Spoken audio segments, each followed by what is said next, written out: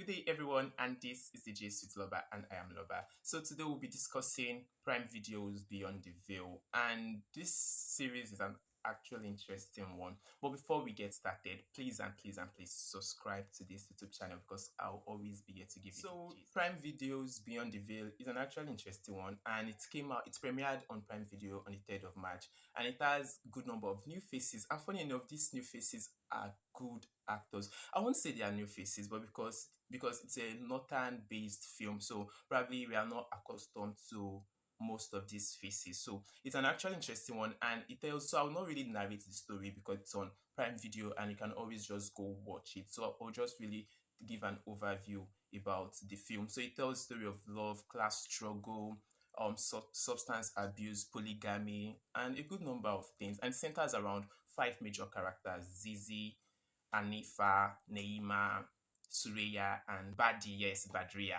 So it's an actually interesting one as like for the fact that the story developed around these five women, and they are northern women of the upper class. Let's say, yeah, they are northern women. They have this struggle about their religion, about the northern life, and how they have to keep up being modern women and still have to keep up with their life there. So one thing I really saw, so the film is an actually interesting one. So that's all I can say about the film from now. So next is what I like about the film. Yeah, what do I like? So this film is actually different from a good number of films we've seen in the past. Reason is one thing that actually keep me like, yes, I want to watch this film. I want to see the story of these women because most time we've seen stories that are set in Lagos, that are set around people down south. But now it's up north, and it's actually giving us an insight to life of people over there. Yes, and one thing I like about the cast is that most of them did so well with their roles in that film because they were they were good. And we have Jemima Osunde. She played Neima. So she did so well with her role. And the settings was set in Abuja, different from every regular films we have that it's always Lagos, Lagos. The production was good. Yes, like it was everything was beautiful. And initially the story from like the very first episode was not so intriguing. It was slow, but for the fact that the production was so good, you just want to keep up watching. Yeah, for me, that's how I felt. Then for the cast, I don't really know so much of these people except Miriam Booth and Jemima Osunde. Most of them on this film are new to me, and I've said it earlier, I don't think they are new in the industry. They must have been doing so much of films because they are based in the Kannywood part of Nollywood. I don't know if I'm making sense. Yeah, but that is it, Sha. So for Neima, that was Jemima Osunde. She did well with her role, and I'll actually give kudos to Miriam Booth. She has always done so much with her roles in movies. I've seen one of her films before, and that was The Milkmaid, which is still on Prime Video too. So that was things I like so much about the film. The cast did so well. The setting was different from the regular films we've always. So for things I don't like about the film, that's Miriam Booth's storyline. So we have Anifa as one of the major cast, and I earlier said that the story centers around these five women, and the development of the story goes around them. And it's wonderful that they had, would I say, enough screen time, and we had to see story around them. So it was so good. Then one thing again is that for Anifa now, her story was about no the husband was restricting her from going back to school. She wanted to go back to school despite the fact that and he had promised that he's going to make her go back to school after she had her children. Yeah. So now she was struggling to go back to school, and this man was like against it, like no now. And I feel he now demanded that she should give him a male child, and I just feel that was just one thing to stop her, and probably why she keep waiting giving him a male child. Then the man would change the story to give me four kids and the rest. So I feel that storyline is not new when it comes to story around northern women. Yeah, so it's not new. It's like I feel it's an overexplored story with about Northern. We've seen something like that with MTV Sugar. That was, I think, the last season of MTV Sugar they did. So that was that for that. So that Anifa story was not really intriguing. But I feel since so I don't know with the way it ended, maybe there will be more to Anifa. But for for the character and the actress that actually did that, that's Miriam Booth. She played her role so well. Like her character was an interesting one, and she gave that character a life which you really love, which I really love. Yeah, that's that. Then the second thing is Jemima Osunde. I'm joining two names together, Jemima Booth. Okay, so for Jemima Osunde now, upon checking Twitter and social media for comment and people's reaction to these films, many people are like, oh, Jemima Osunde is a good actress. She's this, she's that. Jemima Osunde have always been a good actress. She has always acted so well. And for this film, she did so well. So she did well. But I don't know. I don't really see anything different. Like this, I'm not seeing her doing this well just now with this film. She has always done so well. Yeah, so she has always been a good actress and she did so well with this film. I just feel like the way they were hyping it was as if she did extraordinary. She did well. She has always done this in her films, like she had always been. So the characters and their role, Abby. Yeah, the characters. So we have like this film centers around five women. That's Neima, which was played by Jemima Osunde. So for Jemima Osunde, the character had this struggle with anxiety and being the minister's daughter. So she had so much which she wants to give and which she wants to do. So she had, and she was abusing this substance which she was taking just for her to, because she was struggling with um work, societal pressure and the rest. And also I love life. So for I love life, she had this man Amir, which really like her, but she does not really like this man. And this I think this because we've not really gone far with it's just still this for this season one. We just add uh and Amir, though the chemistry is not really giving.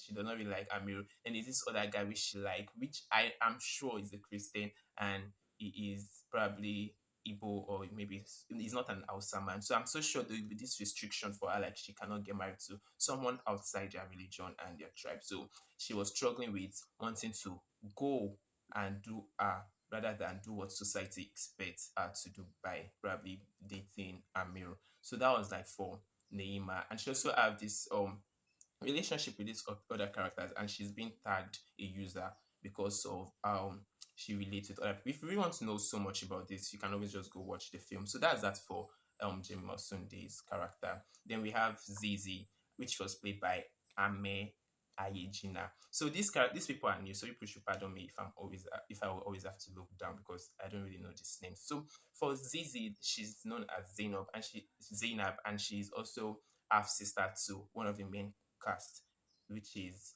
one of the main characters, which is what's her name, Badriya. So Badriya is like the most interesting of them because our story is like it's a very lovely one, but you still pity her that this girl should not get sense.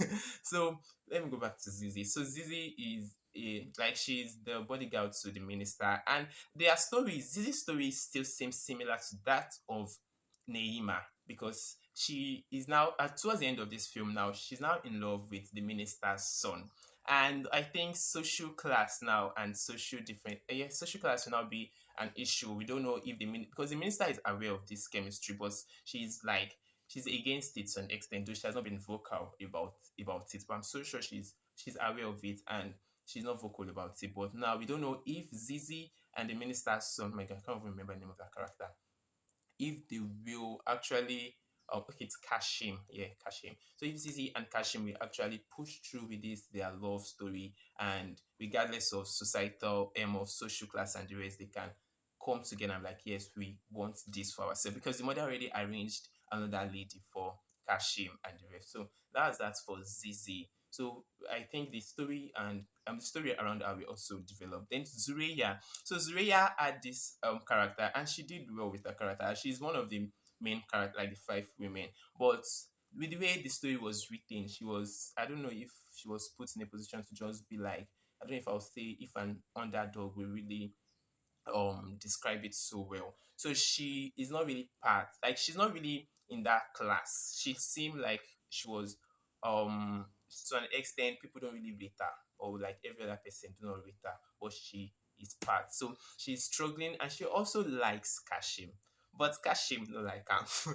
So and this and to an extent I don't really like the woman or the cast or that character, yeah, because she's like initially she was being a good person, but towards the end, like the last two episodes, we see how evil Zuria is, and how she's ready to just go far just because of she wants cashing and all she was doing. So that's that for Zuria. Then Badi, yeah, Badi. So Badi is also known as Badria, which was played by Norat Ego. And I'm seeing her film for the very first time, and I feel like with the way she did so well to bring in this character to light and doing this doing playing our role or this character Buddy. I would always love to see any other films she's featured in because she did well with it. So Buddy is a social media influencer which like luxury and the rest. And because of so this our story is a very important part about how ladies see they see these red flags and the rest, but to an extent she just wants to ignore all of these because of this man riches and the rest, and she was ready to become the second wife to this man. Being a second wife is not like the issue yes because polygamy is something that we know it's like normal. It's like the norms for the northern society and Muslims. So polygamy is not an issue here. But the issue here is the fact that this man is giving trait of someone who will dominate your life. Is giving trait of someone who you won't have freedom with. Is giving trait of someone who will beat you. And on our wedding night, this man launched the devil he is to her. So it's actually wonderful how Buddy was, but for the she did well with the character. That's one interesting thing. She did well with the character and how she stayed ignorant and how she decided not to see those red flags. So Buddy was also an interesting character, and we also have Anifa. So I think I already talked about Anifa. How her story is based on the fact that she as was just about a family, herself, and husband and how she's struggling to so she's working from home, she's earning so well, she wants to go back to university, she had two kids, but the husband is restricting her from doing all of this and achieving her dreams. But so for me, I feel like this story had been something we'll always have around northern films and the rest. So to an extent, the fact that the story centers around these five women and it still has a way of relating to one another just give this film some because to an extent if I have to talk about these characters and each of their stories, their stories is not exceptional, but having all of this story in a series and there's a way each of these character is linked to one another now make this film exceptional, wonderful, different from a whole lot of films we've seen in the past. So should there be a season two? That's one thing. Because after seeing this film, everybody like, wow. So I don't know what the plan of the producer is and like the production company and the rest, but I feel there should be a season two because everybody's story was not like did not ended well.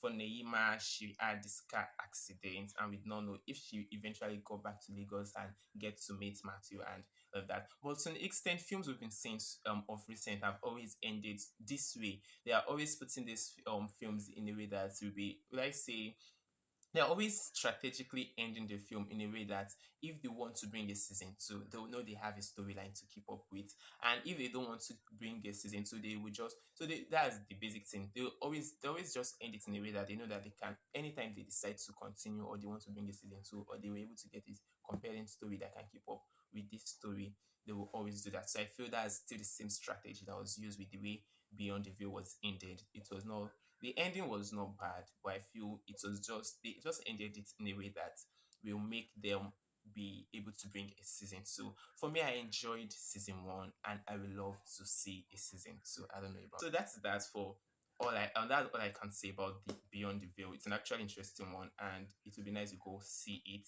It's on Prime Video, and if you've seen it, thanks for watching my review.